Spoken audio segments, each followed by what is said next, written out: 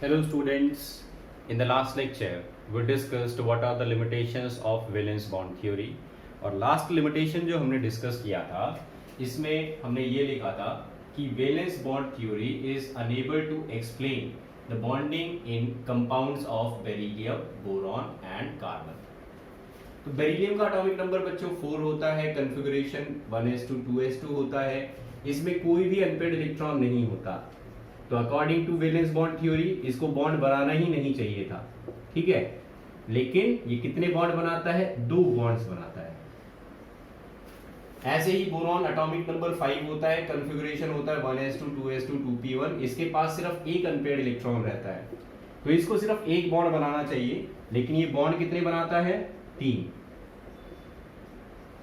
Carbon भी similarly इसी तरीके से इलेक्ट्रॉनिक कॉन्फ़िगरेशन रहता है 1s2 2s2 2p2 और इसके पास 2 अनपेड इलेक्ट्रॉन होते हैं, लेकिन जब बॉन्ड फॉर्मेशन की बात आती है तो ये 4 बॉन्ड बनाता है।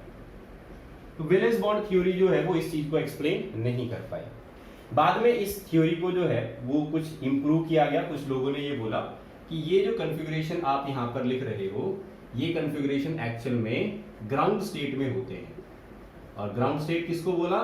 ग्राउंड स्टेट उस स्टेट को बोला जाता है जब ये एटम्स बॉन्ड नहीं बनाते, नो बॉन्ड फॉर्म। जब ये एटम्स बॉन्ड बनाते हैं उस टाइम पर ये एक्साइटेड स्टेट में चले जाते हैं, और एक्साइटेड स्टेट में क्या करते हैं? ये अपना इलेक्ट्रॉन जो है इसको आगे वाले शेल के अंदर जो है, जो खाली शेल या खाली ऑर्बिटल जो प्रेजेंट है इसके अंदर, उसके अंदर ट्रांसफर कर देते हैं। तो जैसे 2s ये ऑर्बिटल जो है इससे एक इलेक्ट्रॉन 2p के अंदर ट्रांसफर कर दिया। बोरॉन इसी तरीके से क्या करता है? अपना एक इलेक्ट्रॉन 2s से 2py में भेज देता है। तो 3 अनपेड इलेक्ट्रॉन हो गए। तो यहाँ पे 2 अनपेड इलेक्ट्रॉन हो गए, 2 अनपेड इलेक्ट्रॉन हो गए, इस वजह से ये 2 बॉन्ड बना रहा है। इसमें कितने इलेक्ट्रॉन हो गए? 3 अनपेड इलेक्ट्रॉन हो गए, इसलिए ये 3 बॉन्ड बना रहा है। कार्बन के अंदर इसी तरीके से कार्बन क्या करेगा? 2s का इलेक्ट्रॉन जो है वो 2p z के अंदर भेज देगा, तो इसके पास भी 4 अनपेड इलेक्ट्रॉन जो है वो हो जाएंगे, और इस तरीके से ये 4 बॉन्ड की फॉर्मेशन कर लेगा। तो ये रीजन देने की कोशिश की गई for the formation of this much number of bonds in the compound of these atoms. अब ये रीजन जब दिया गया तो एक इसके अंदर कंसेप्ट जो है वो अभी भी बचा हुआ है। कंसेप्ट ये है कि जो इलेक्ट्रॉन 2s ऑर्बिटल में है, ये ऑर्बिटल जब किसी के साथ ओवरलैप होता है तो ये ऑर्बिटल स्फेरिकल शेप में होता है, और p ऑर्बिटल जो है वो कैसा रहता है? p orbital is dumbbell shape.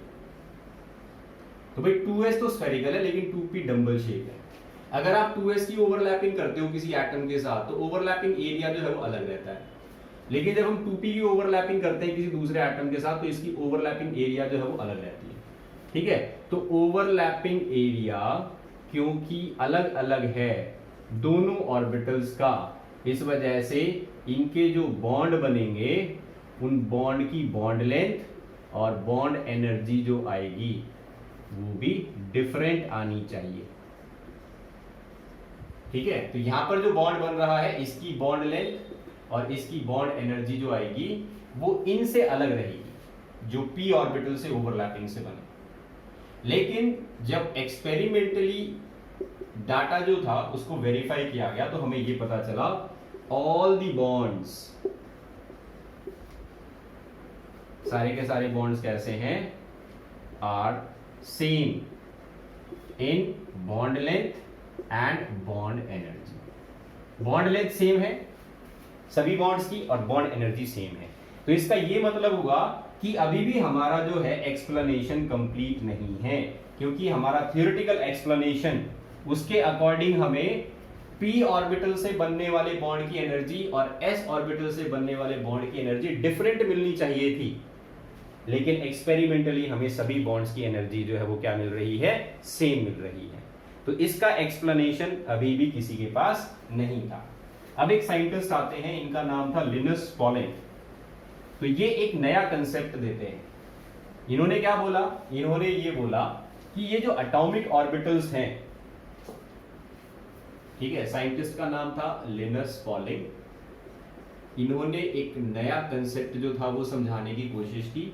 इन्होंने ये बोला कि ये जो एटॉमिक ऑर्बिटल्स हैं वैलेंस शेल के, ठीक है, जो भी हमारा सेंट्रल एटम है उसके जो वैलेंस शेल के एटॉमिक ऑर्बिटल्स हैं ये पहले इंटरमिक्स होते हैं। इंटरमिक्स होके ये नए ऑर्बिटल बनाते हैं जिनको हाइब्रिड ऑर्बिटल्स बोला जाता है। ये जो हाइब्रिड ऑर्बिटल्स बनते हैं इनकी सेम एनर्जी होती है और सेम शेप होती है, ठीक है। तो सेम एनर्जी और सेम शेप रहेगी इन हाइब्रिड ऑर्बिटल्स की। और अब ये हाइब्रिड ऑर्बिटल्स जो है वो ओवरलैप होंगे और बॉन्ड बनाएंगे। तो इन्होंने ये कहा कि एटॉमिक ऑर्बिटल हिस्सा ही नहीं लेता बॉन्डिंग में। एटॉमिक ऑर्बिटल पहले इंटरमिक्स होता है, हाइब्रिड ऑर्बिटल बनाता है, और ये हाइब्रिड ऑर्बिटल जो है वो ओवरलैप होकर बॉन्ड बनाता है। इस चीज को डेली लाइफ में भी अप्लाई कर सकते हो। सपोज आपके घर पे जो है कोई गेस्ट आ रहा है, ठीक है, तो उस गेस्ट को अकोमोडेट करने के लिए आप अपने घर के अंदर कुछ अरेंजमेंट करते हैं, कुछ जगह बनाते हैं, खुद एडजस्ट करना पड़ता है। तो यही बात बोली गई यहां पर, जो एटम है जो बॉन्ड बनाने वाला है वो इस दूसरे एटम के साथ जब बॉन्ड बनाता है तो पहले वो क्या करता है, वो अपने एटॉमिक ऑर्बिटल्स को इंटरमिक्स कर लेता है, और इंटरमिक्स करके उनकी एनर्जी और उनकी शेप सेम कर देता है, ठीक है। और फिर ये जो नए ऑर्बिटल्स बन जाते हैं इनको यूज करता है ओवरलैपिंग में। तो कोई भी एटम डायरेक्टली अपने एटॉमिक ऑर्बिटल्स को यूज नहीं करता, बल्कि वो हाइब्रिड ऑर्बिटल्स बनाता है और फिर उनको ओवरलैपिंग में यूज करता है। तो इस प्रोसेस को इन्होंने नाम दिया, this process is called hybridisation. This process is called hybridisation. तो हाइब्रिडाइजेशन की मैं डेफिनेशन लिख देता हूं यहां पर। It is the process of intermixing of atomic orbitals. कौन से atomic orbitals? Atomic orbitals of valence shell leading to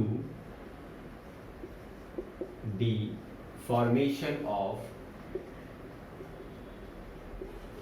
hybrid orbitals, which is equal in energy and shape।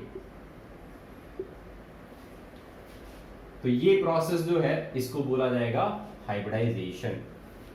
These hybrid orbitals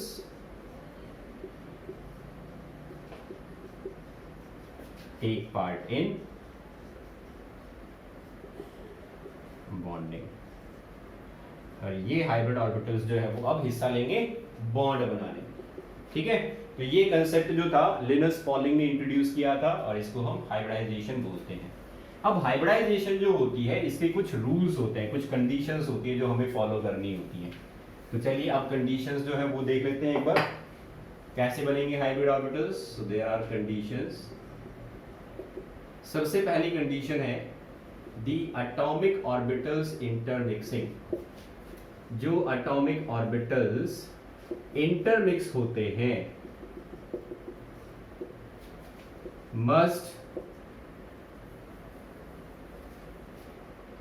they must be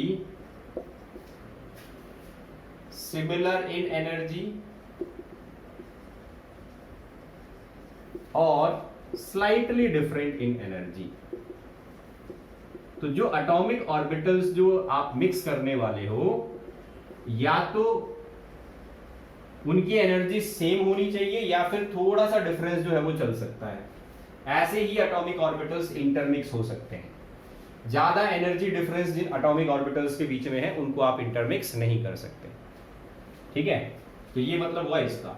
तो इसका मतलब क्या है, 2s और 2p इनमें ज्यादा एनर्जी डिफरेंस नहीं है तो इनको इंटरमिक्स कर सकते हो, लेकिन 1s और 2p इसको इंटरमिक्स नहीं कर सकते, ठीक है। 2s और 3p इनको इंटरमिक्स नहीं कर सकते। तो नंबर सेम होना चाहिए। जो एटॉमिक ऑर्बिटल्स जिनको आप इंटरमिक्स करने जा रहे हो उनका ये n की वैल्यू सेम होनी चाहिए, वो इंटरमिक्स हो सकते हैं। डिफरेंट नंबर वाले जो है वो इंटरमिक्स नहीं होंगे। This is first point. चलिए अब चलते हैं सेकंड पॉइंट पे। सेकंड पॉइंट कहता है the number of atomic orbitals intermixed is equal to number of hybrid orbitals formed.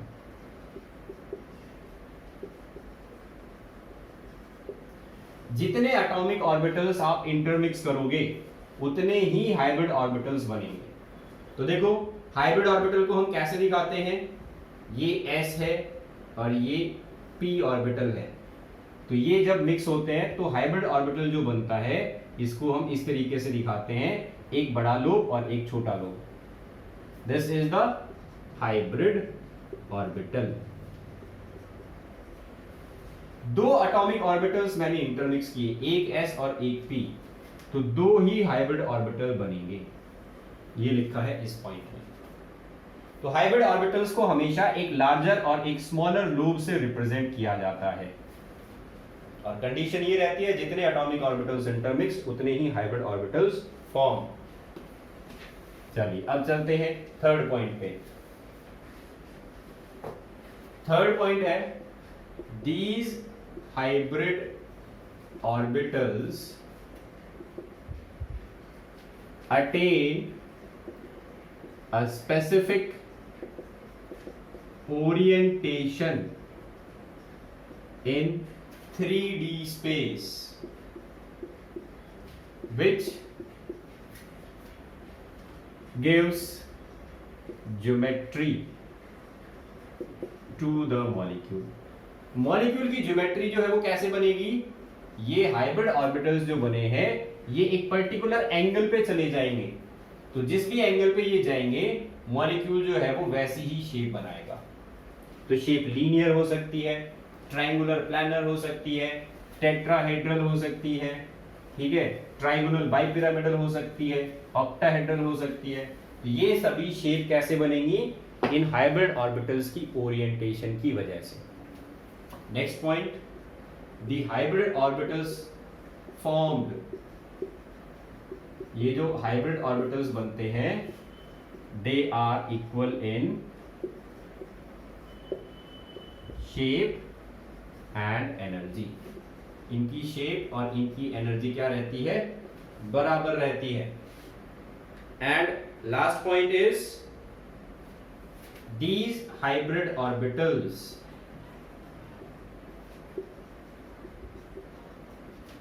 form more stable bond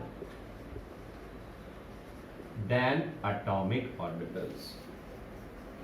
ये जो हाइब्रिड ऑर्बिटल हैं ये एटॉमिक ऑर्बिटल से जो बॉन्ड बनता है उससे ज्यादा स्टेबल बॉन्ड बनाते हैं।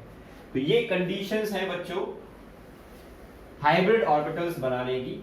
तो सबसे इंपॉर्टेंट कंडीशन तो क्या है, फर्स्ट कंडीशन कि जो एटॉमिक ऑर्बिटल्स हम इंटरमिक्स करने वाले हैं they must have similar energy.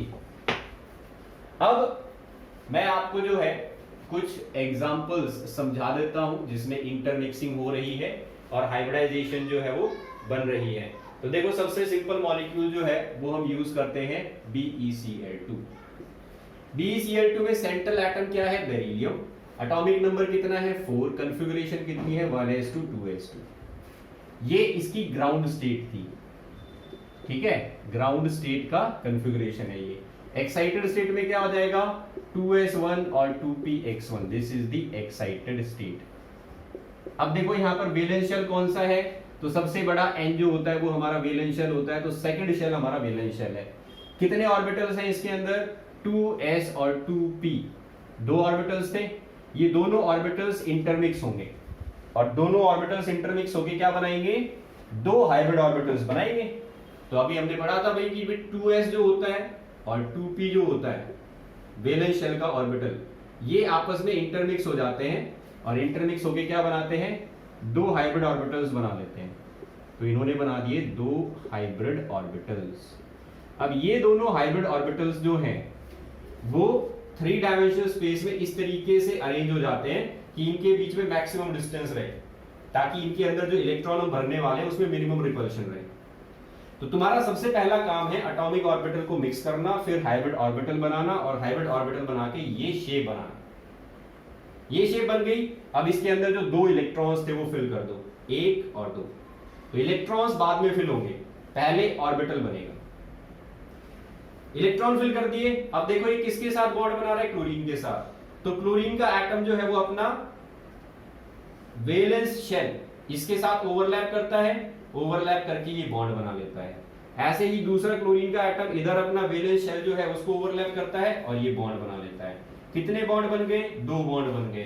तो इसको आप कैसे दिखाते हो, इस तरीके से।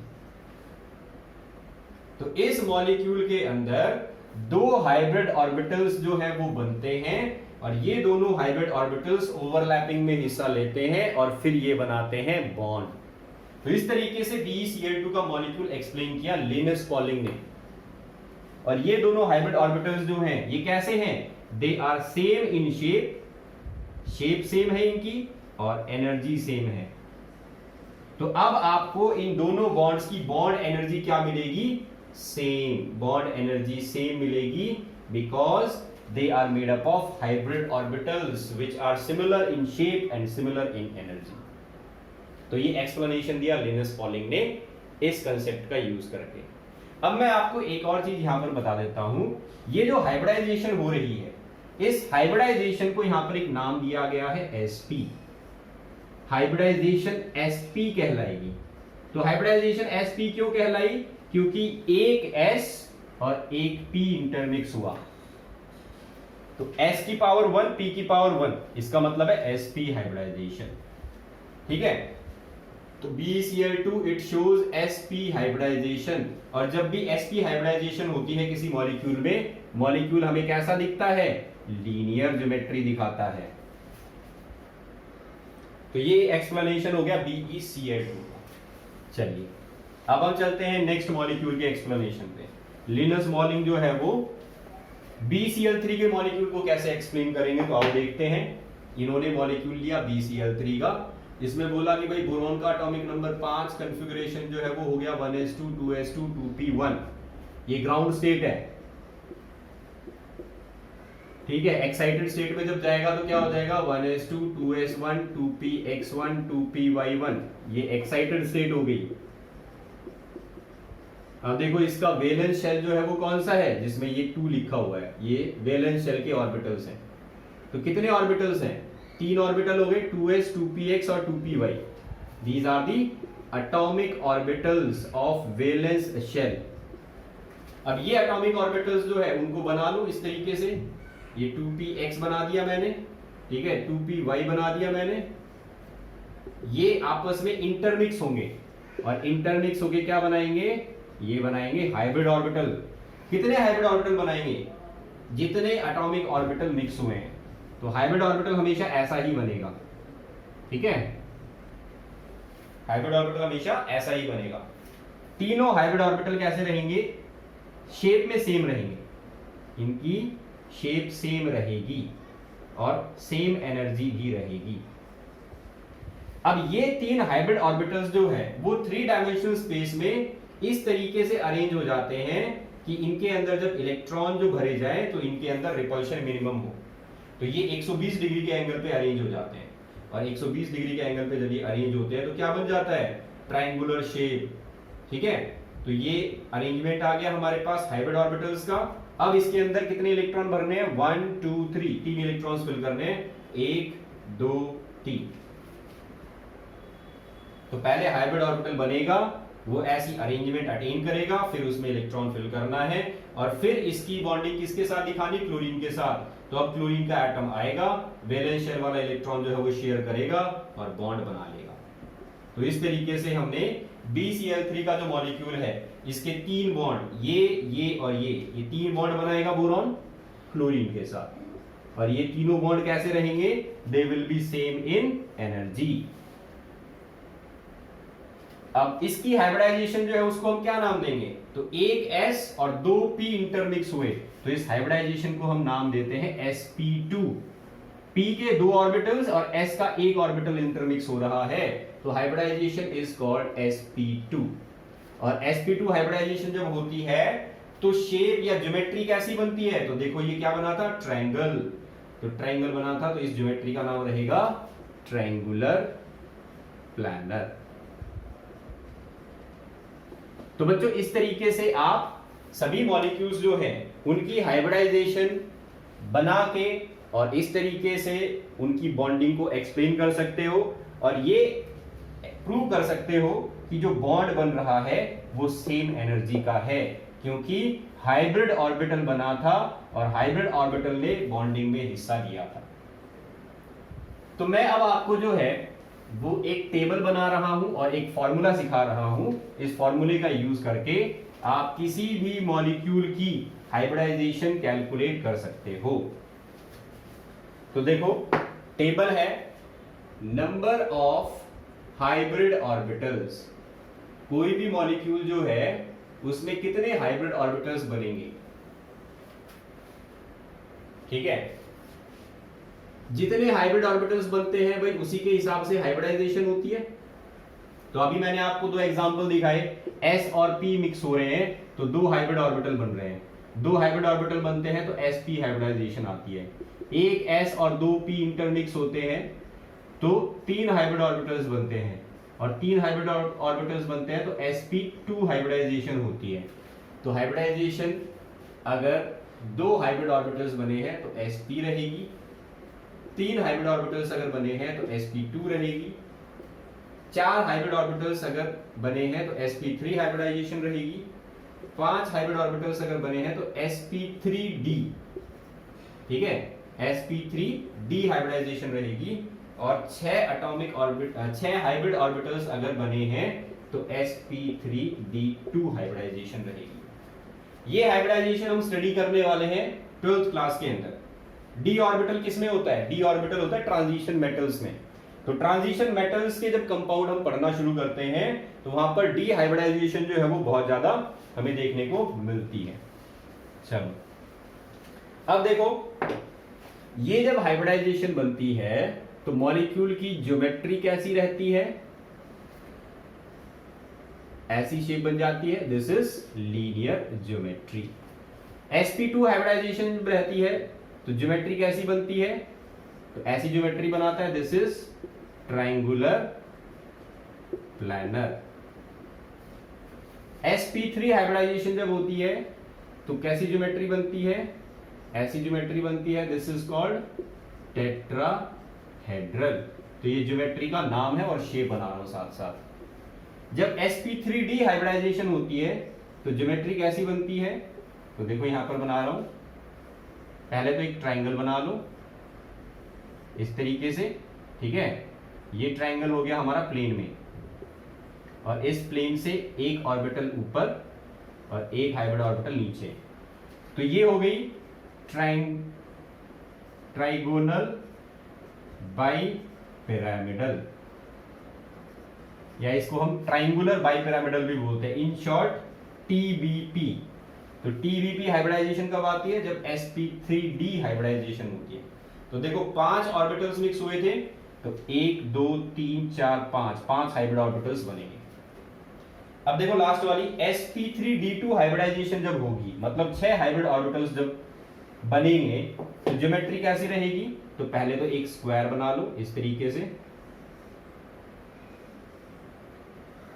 ये स्क्वायर हो गया हमारा प्लेन में। इस प्लेन के एक ऑर्बिटल ऊपर बना दो और एक ऑर्बिटल नीचे बना दो। 1 2 3 4 5 6 हाइब्रिड ऑर्बिटल्स बन गए। तो ये हाइब्रिडाइजेशन होगी sp3d2 और इसकी ज्योमेट्री को क्या बोला जाएगा, ऑक्टाहेड्रल। तो वेस्पर थ्योरी में ये सारी शेप्स जो हैं वो हम ऑलरेडी बना चुके हैं, ठीक है। ऑक्टाहेड्रल ज्योमेट्री sp3d2 हाइब्रिडाइजेशन जब होगी तब आएगी, टीबीपी sp3d में आएगी, टेट्राहेड्रल sp3 में, ट्रायंगुलर प्लानर sp2 में, लीनियर sp में। और ये किस पे डिपेंड करेंगी, कितने हाइब्रिड ऑर्बिटल्स बन रहे हैं इस पे डिपेंड करेंगी। अब मैं आपको एक फॉर्मूला बता देता हूं जिससे हम ये कैलकुलेट कर लेते हैं कितने हाइब्रिड ऑर्बिटल्स हैं। Formula to calculate number of hybrid orbitals in a molecule. तो इससे डायरेक्ट हम किसी भी मॉलिक्यूल की हाइब्रिडाइजेशन बता सकते हैं अगर हमें ये फॉर्मूला जो है वो यूज करना आ जाए तो। Formula to calculate number of hybrid orbitals।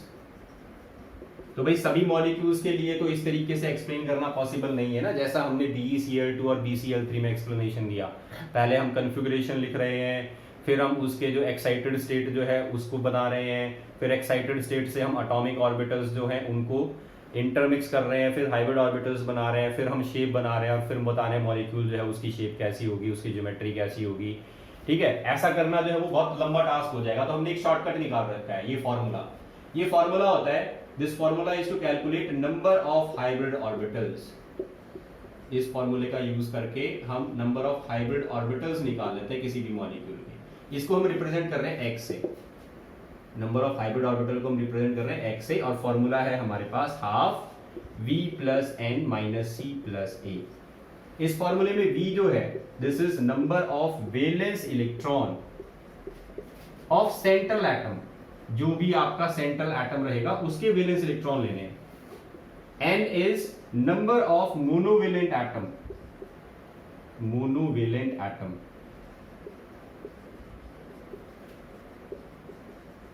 Attached to central atom.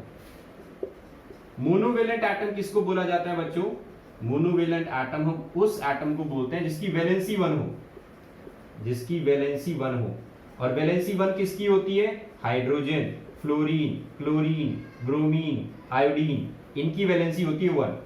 तो इनमें से कोई भी एटम अगर प्रेजेंट है जो सेंट्रल एटम के साथ जुड़ा है तो n जो है वो उस एटम का नंबर है, कितने एटम्स जुड़े हैं। C क्या होता है? C है पॉजिटिव चार्ज, तो जितना भी पॉजिटिव चार्ज है मॉलिक्यूल के ऊपर वो माइनस करना है। A क्या है? A है नेगेटिव चार्ज। C का मतलब कैटायन, कैटायन पे पॉजिटिव चार्ज होता है, A का मतलब एनायन, एनायन पे नेगेटिव चार्ज। तो ये मतलब है इस फॉर्मूले के अंदर ये जो टर्म्स इन्वॉल्व है इनका। अब चलिए इस फॉर्मूले को मैं यूज करना सिखाता हूं आपको किस तरीके से यूज करते हैं। सबसे पहले हम BeCl2 इसी पे यूज करेंगे और हम ये चेक करेंगे कि इसकी हाइब्रिडाइजेशन जो है वो sp आएगी या नहीं आएगी। तो देखो BeCl2 हमारा मॉलिक्यूल है, फॉर्मूला लगाओ। फॉर्मूला क्या लगेगा? नंबर ऑफ हाइब्रिड ऑर्बिटल्स निकालने हैं, हाफ। बेरिलियम सेंट्रल एटम है, बेरिलियम का एटॉमिक नंबर कितना होता है? 4। तो इसके पास वैलेंस इलेक्ट्रॉन कितने हो गए? 1s2 2s2, वैलेंस इलेक्ट्रॉन है 2, तो 2 रखो यहां पर। अब देखो प्लस n, n का मतलब क्या है? Monovalent atom. क्या जुड़ा है? क्लोरीन, क्लोरीन मोनोवेलेंट होता है, यस। कितनी क्लोरीन है? 2, तो +2। कोई पॉजिटिव चार्ज है? नहीं है। कोई नेगेटिव चार्ज है? नहीं है। तो ये हो गया फॉर्मूला। अब इसमें वैल्यू पुट करो, ऐड कर लो और इसकी x की वैल्यू निकाल लो, तो क्या आ जाएगा? 4/2 मतलब 2। अभी मैंने टेबल बनाई थी, 2 हाइब्रिड ऑर्बिटल्स बने, 2 का मतलब this is the number of hybrid orbitals. जब 2 हाइब्रिड ऑर्बिटल्स बनते हैं तो हाइब्रिडाइजेशन क्या होती है? Hybridisation is sp। और sp हाइब्रिडाइजेशन जब होती है तो ज्योमेट्री क्या रहती है? लीनियर। तो मतलब तुम्हारा मॉलिक्यूल लीनियर रहेगा शेप में। तो हो गया फॉर्मूला यूज और आ गया नंबर ऑफ हाइब्रिड ऑर्बिटल्स। इससे हमने क्या निकाल लिया? हाइब्रिडाइजेशन। तो मैं इस चीज को अब यहां पर लिख देता हूं। इसको हम एक टेबल की फॉर्म में ही कैलकुलेट करते चलेंगे, अलग अलग मॉलिक्यूल्स के एग्जांपल लेंगे। x = half v plus N minus C plus A, 2 + 2 -0 + 0, तो हमारे पास आंसर आ जाता है 2 आंसर आ गया। तो इसकी हाइब्रिडाइजेशन क्या हो गई? हाइब्रिडाइजेशन हो गई sp और ज्योमेट्री हो गई लीनियर। चलो अब अगला मॉलिक्यूल देखते हैं BeCl3। BeCl3 में सेंट्रल एटम क्या है? बोरॉन। तो भाई कितने हाइब्रिड ऑर्बिटल बनाएगा बोरॉन? तो देखो बोरॉन का एटॉमिक नंबर 5, कॉन्फ़िगरेशन होता है 1s2 2s2 2p1। Valence shell कौन सा है? यहां पर 2 लिखा हुआ है। कितने इलेक्ट्रॉन्स है इसमें? 3, तो v की वैल्यू होगी 3 प्लस मोनोवेलेंट एटम कितने जुड़े हैं? 3 जुड़े हैं। कोई पॉजिटिव चार्ज नहीं, कोई नेगेटिव चार्ज नहीं। क्या आ जाएगा? 6/2, 6/2 का मतलब 3। 3 हाइब्रिड ऑर्बिटल्स बनेंगे। 3 हाइब्रिड ऑर्बिटल्स जब बनते हैं तो हाइब्रिडाइजेशन क्या होती है? sp2। और sp2 हाइब्रिडाइजेशन जब होती है तो ज्योमेट्री क्या होती है? Triangular planar. तो आप number of hybrid orbitals calculate करके हाइब्रिडाइजेशन बता सकते हैं और हाइब्रिडाइजेशन से आप ज्योमेट्री बता सकते हैं। चलो नेक्स्ट देखते हैं CH4 हाइब्रिड ऑर्बिटल निकालो कितने आएंगे। तो कार्बन का atomic number 6, configuration 1s2 2s2 2p2, n की वैल्यू कितनी है हाईएस्ट 2, तो ये हो गया हमारा वैलेंस शेल। इसके इलेक्ट्रॉन कितने 4, तो ये हो गए वैलेंस इलेक्ट्रॉन। ठीक है, तो वैलेंस शेल के electron valence electron plus monovalent atom hydrogen लगा है। हाइड्रोजन मोनोवेलेंट होता है, यस। कितने हाइड्रोजन लगे हैं 4, कोई पॉजिटिव चार्ज नहीं, कोई नेगेटिव चार्ज नहीं। क्या आया 8/2, 8/2 का मतलब 4। 4 हाइब्रिड ऑर्बिटल्स बनाएगा। 4 हाइब्रिड ऑर्बिटल्स बनाने का मतलब हाइब्रिडाइजेशन क्या रहेगी sp3, और sp3 हाइब्रिडाइजेशन जब होती है तो ज्योमेट्री क्या होती है टेट्राहेड्रल। चलो नेक्स्ट कैलकुलेट करते हैं PCl5 फास्फोरस पेंटाक्लोराइड, x की वैल्यू निकालते हैं कितनी आएगी हाफ। फास्फोरस का atomic number 15, configuration 1s2 2s2 2p6 3s2 3p3, n की हाईएस्ट वैल्यू कितनी है 3, ये हो गया वैलेंस शेल। कितने इलेक्ट्रॉन्स हैं इसमें 3 और 2 5, तो ये रख दिया 5, प्लस मोनोवेलेंट एटम कोई है 5 फ्लोरीन लगे हैं तो 5 ऐड हो जाएगा। पॉजिटिव चार्ज नहीं, नेगेटिव चार्ज नहीं, क्या आएगा 10/2, 10/2 का मतलब 5। तो 5 हाइब्रिड ऑर्बिटल्स बनाएगा, 5 हाइब्रिड ऑर्बिटल्स बनाएगा, तो इसकी हाइब्रिडाइजेशन क्या बोली जाएगी sp3d, और sp3d का मतलब ज्योमेट्री क्या हो गई ट्राइगोनल बाई पिरामिडल TBP, तो ये आ गई ज्योमेट्री। चलो एक और निकालते हैं SF6, इसकी निकालनी हाइब्रिडाइजेशन क्या होगी, तो x निकालो पहले कितना आएगा हाफ। सल्फर है, एटॉमिक नंबर कितना होता है 16 रहेगा, तो configuration 1s2 2s2 2p6 3s2 and 3p4। n की हाईएस्ट वैल्यू कितनी आई 3, तो इसमें कितने इलेक्ट्रॉन है 6, तो यहां पर क्या आ जाएगा 6, प्लस फ्लोरीन लगा है, कितने फ्लोरीन लगे हैं 6, तो फ्लोरीन मोनोवेलेंट होता है, यस होता है। 6 + 6 -0 + 0 क्या आया 12, 12/2, 12/2 का मतलब 6। कितने हाइब्रिड ऑर्बिटल बनाएगा 6 हाइब्रिड ऑर्बिटल बनाएगा, तो हाइब्रिडाइजेशन क्या होगी, हाइब्रिडाइजेशन हो जाएगी sp3d2।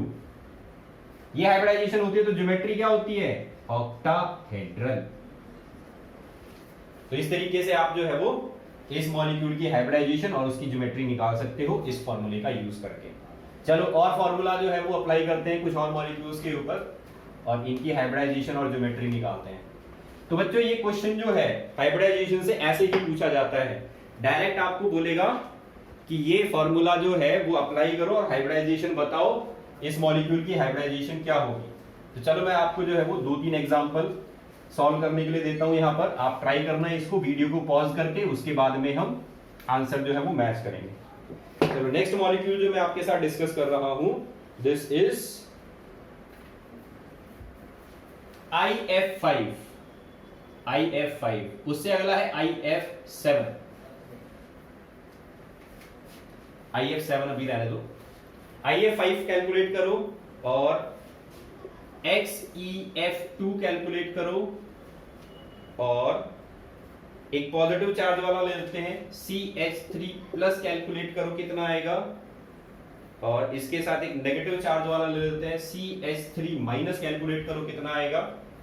तो देखो सबसे पहले इसको ट्राई करते हैं हम, हाइब्रिड ऑर्बिटल्स निकालने, x की वैल्यू निकालनी है। क्या है हमारे पास आयोडीन।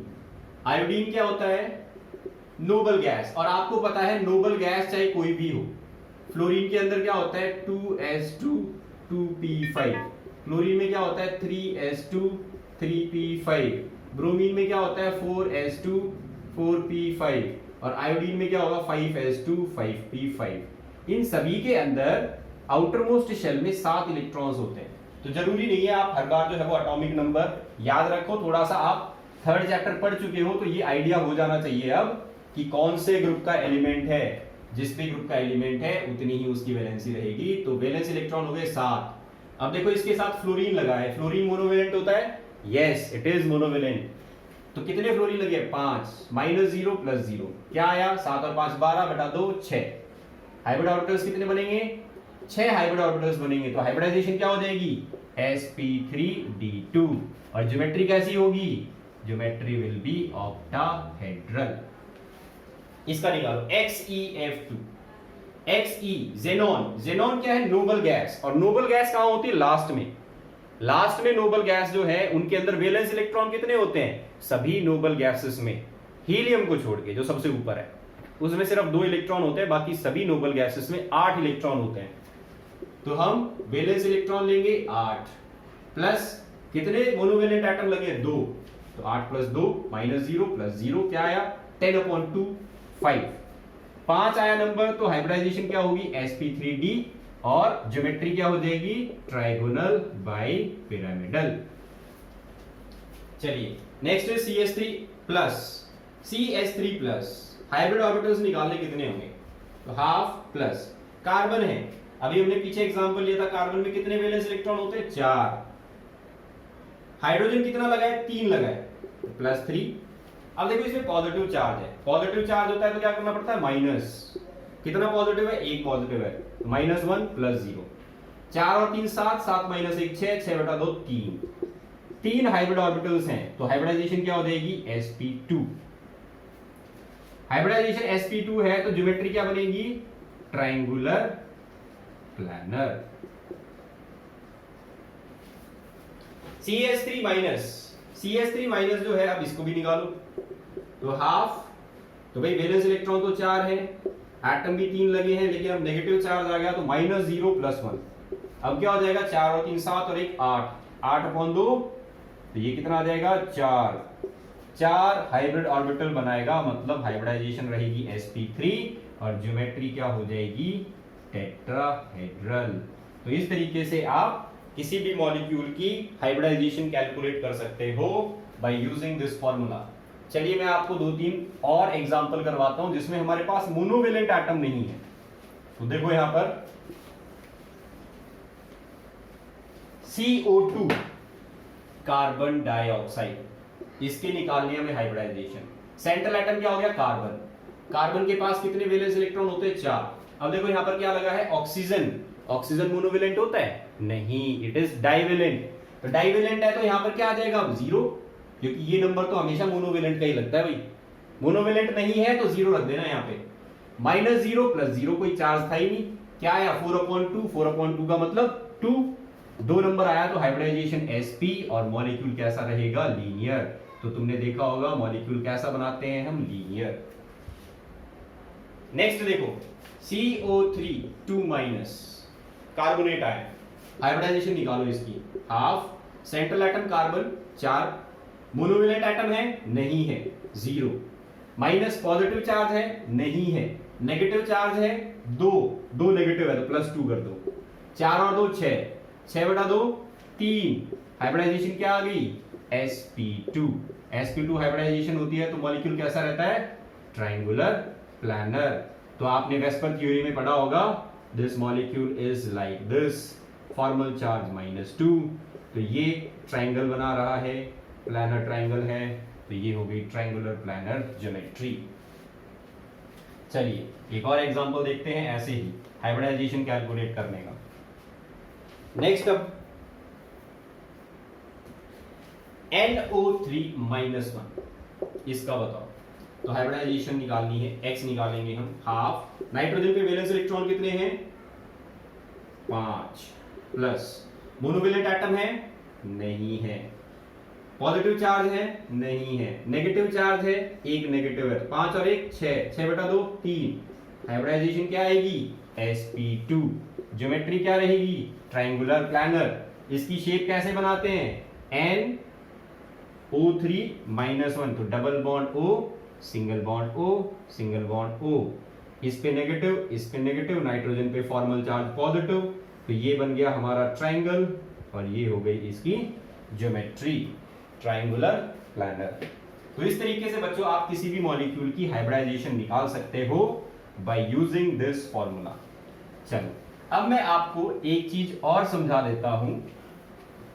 जो कार्बन के कंपाउंड्स होते हैं और स्पेशली हाइड्रोकार्बन्स की बात कर रहा हूं, ठीक है? हाइब्रिडाइजेशन ऑफ हाइड्रोकार्बन, तो कार्बन जो कंपाउंड्स बनाता है भाई हाइड्रोजन के साथ, जिसको हम हाइड्रोकार्बन बोलते हैं, वहां पर तो हमें ये फॉर्मूला लगाने की भी जरूरत नहीं है। वहां पर तो सिंपली हमें सिग्मा बॉन्ड काउंट करने हैं, जितने सिग्मा बॉन्ड उतनी हाइब्रिडाइजेशन। तो देखो किसी कंपाउंड में कार्बन एटम अगर 2 सिग्मा बॉन्ड बनाता है तो हाइब्रिडाइजेशन हमेशा sp रहेगी। किसी कंपाउंड में कार्बन एटम अगर 3 सिग्मा बॉन्ड बनाता है तो हाइब्रिडाइजेशन हमेशा sp2 रहेगी। 4 सिग्मा बॉन्ड बनाता है तो sp3 रहेगी, इससे ज्यादा बना नहीं सकता। तो कार्बन एटम जो है वो कितने सिग्मा बॉन्ड बना रहा है वही देखकर आप उस कंपाउंड में उसकी हाइब्रिडाइजेशन बता सकते हो। अब देखो एग्जांपल, ऐसे क्वेश्चन जो है वो कॉम्पिटिटिव एग्जाम में बहुत आते हैं। ये कंपाउंड है, इसका नाम क्या है, एसिटाइलिन। मुझे इसमें ये बताना है कि ये जो 2 कार्बन एटम है इन दोनों की हाइब्रिडाइजेशन क्या है। कैसे बताऊंगा, देखो ये कार्बन कितने बॉन्ड बना रहा है, 1 सिग्मा बॉन्ड इधर बना रहा है, और ये जो ट्रिपल बॉन्ड होता है इसमें क्या होता है, 1 सिग्मा और 2 पाई। तो 1 सिग्मा इसने इधर बनाया, 1 सिग्मा इसने इधर बनाया, कितने सिग्मा बॉन्ड बनाए, 2 सिग्मा बॉन्ड बनाए इसने। 2 सिग्मा बॉन्ड बनाता है तो हाइब्रिडाइजेशन क्या होती है, sp। ठीक है, तो इस कार्बन एटम की हाइब्रिडाइजेशन sp आ गई। इस बात को अगर समझना है आपको तो आप ये बात ध्यान रखना, जितने सिग्मा बॉन्ड बनते हैं उतने ही हाइब्रिड ऑर्बिटल्स कार्बन बनाता है, उतने ही एटॉमिक ऑर्बिटल्स को मिक्स करता है। ठीक है, जितने बॉन्ड बनाने हैं उसको सिग्मा बॉन्ड, कार्बन सिर्फ उतने ही ऑर्बिटल्स की इंटरमिक्सिंग करता है, बाकी ऑर्बिटल्स की इंटरमिक्सिंग नहीं करता। तो कार्बन का एटॉमिक नंबर तो 6 था, कॉन्फ़िगरेशन आई थी 1s2 2s1 2px1 2py1 2pz1, लेकिन इसको सिर्फ 2 ही एटम मिल रहे थे बॉन्ड बनाने के लिए, इसलिए इसने सिर्फ अपने 2 ही ऑर्बिटल्स को इंटरमिक्स किया, बाकी 2 ऑर्बिटल्स को इंटरमिक्स किया ही नहीं।